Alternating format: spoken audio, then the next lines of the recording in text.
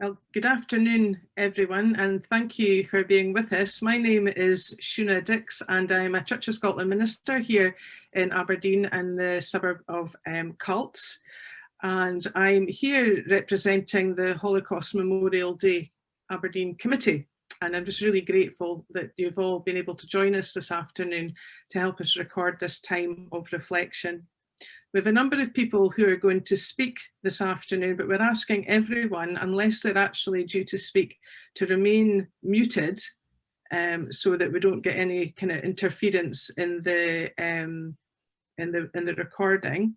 If any of you are here but don't want to be seen in the recording, if you want to shut your camera off, you could do that.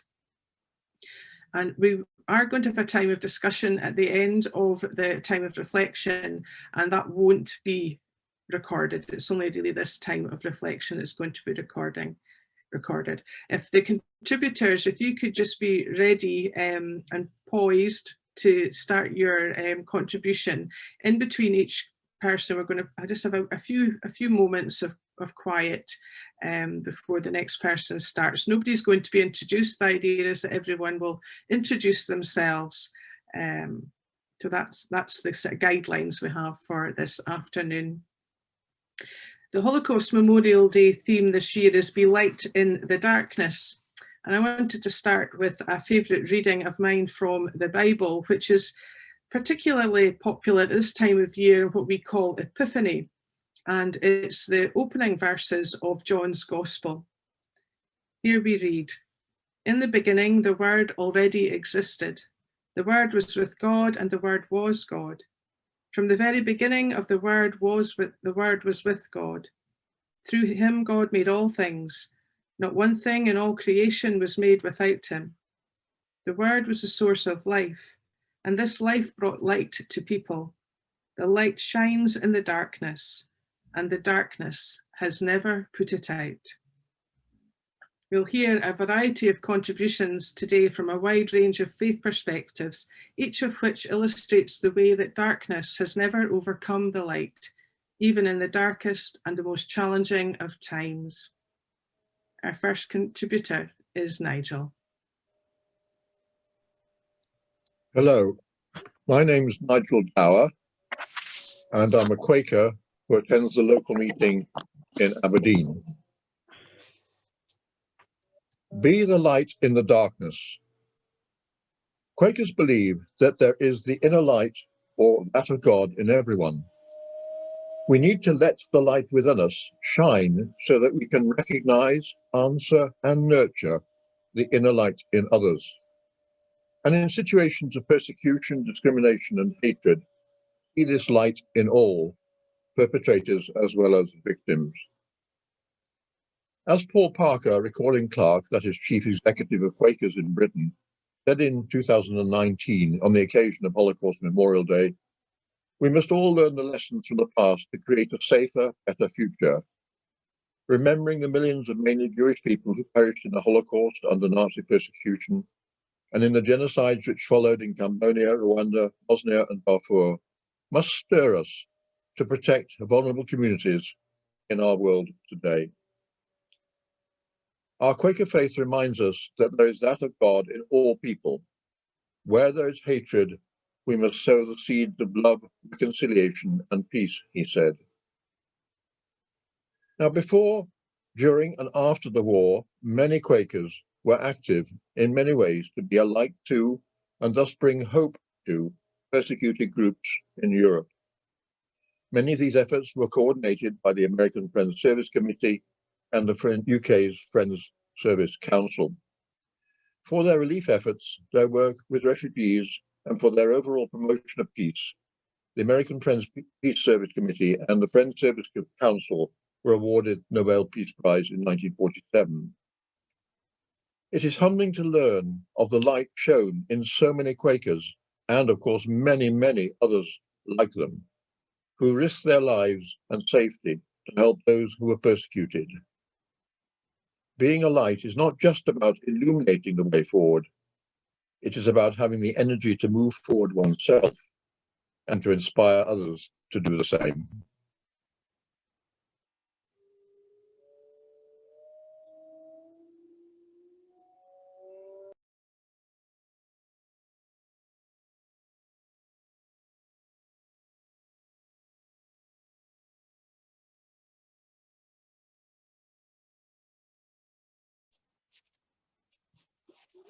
Hello, my name is Desire Katiaba.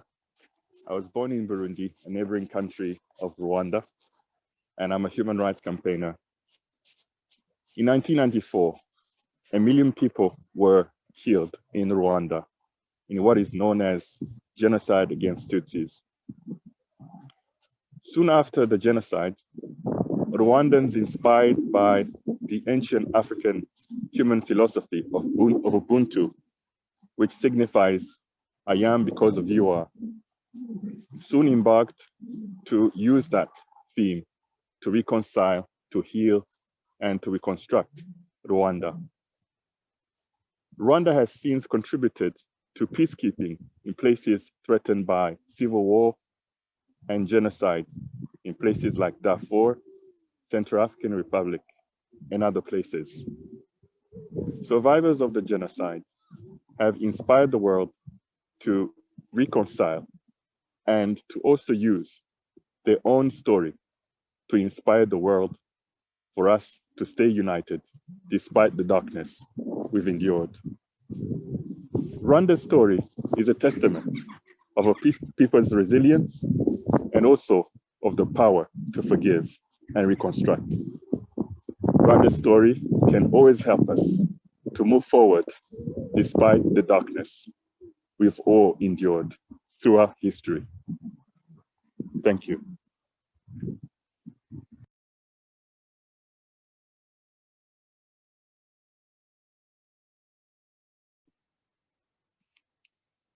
Hello, I am Caroline Cormack, and I'm an interfaith minister and representing the Unitarian Church, who are open to all faith perspectives. And I'm going to quote some words by an American author and social justice activist called L.R. Nost. Here's to the bridge builders, the hand holders, the light bringers, those extraordinary souls wrapped in ordinary lives who quietly weave threads of humanity into an inhumane world. They are the unsung heroes in a world at war with itself. They are the whisperers of hope that peace is possible. Look for them in this present darkness. Light your candle with their flame. And then go. Build bridges, hold hands. Bring light to a dark and desperate world. Be the hero that you are looking for. Peace is possible, and it begins with us. Thank you.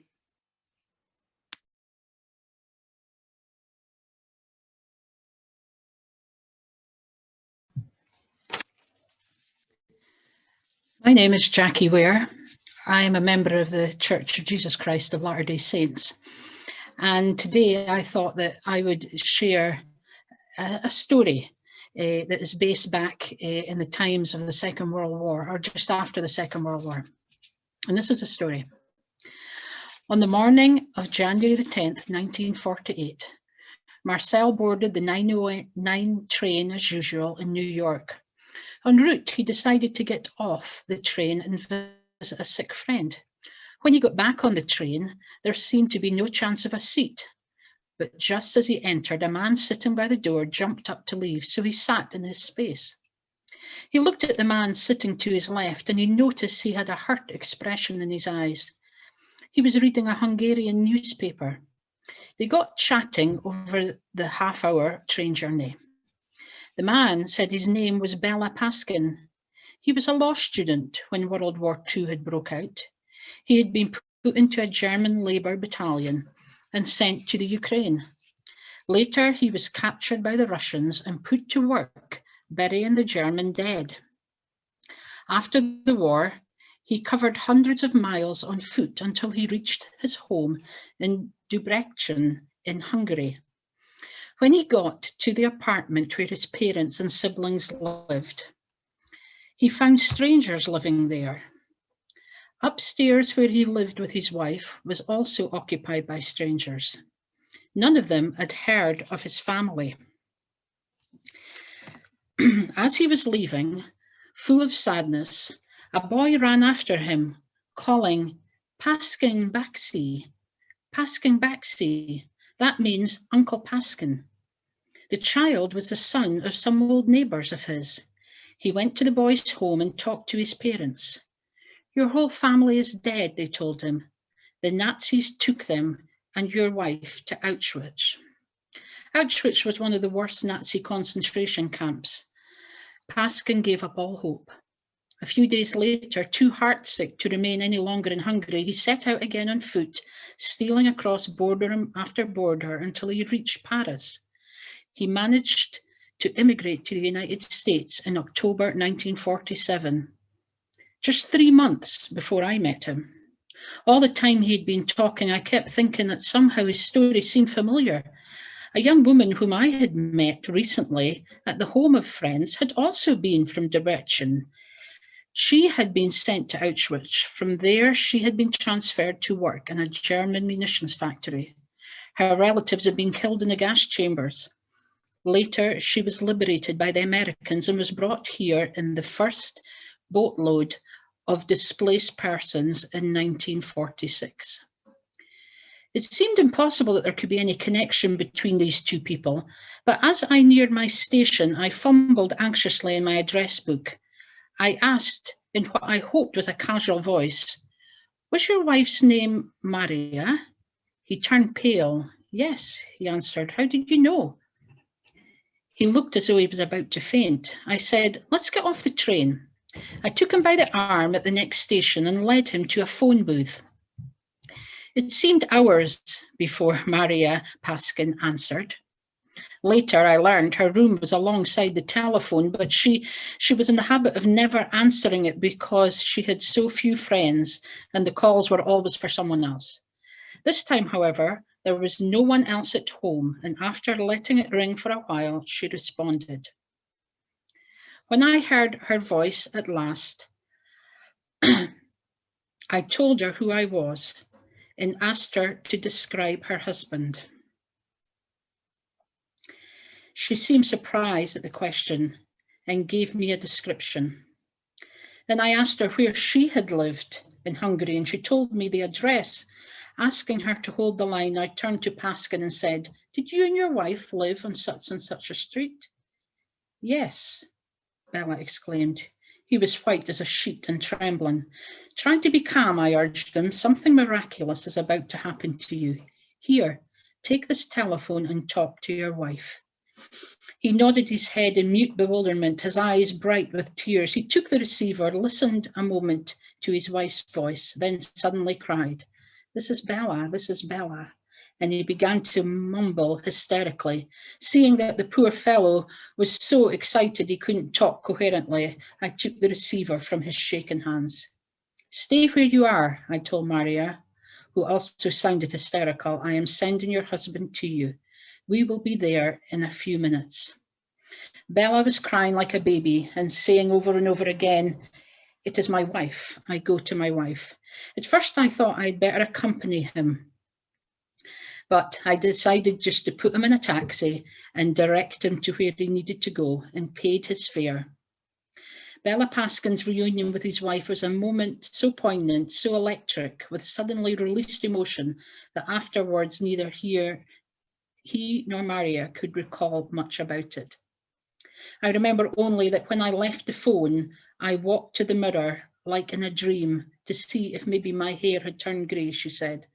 The next thing I know, a taxi stops in front of the house, and it is my husband who comes towards me. Details I cannot remember, only this I know, that I was happy for the first time in many years. Even now, it is difficult to believe that it happened. We have both suffered so much. I have almost lost the capability to not be afraid. Each time my husband goes from the house, I say to myself, will anything happen to take him from me again? Her husband is confident that no horrible misfortune will ever again befall the providence that has brought us together. It was meant to be. Skeptical persons will no doubt attribute the events of that memorable afternoon to mere chance. But was it chance that made Marcel suddenly decide to visit his sick friend and hence take a subway line that he had never ridden before?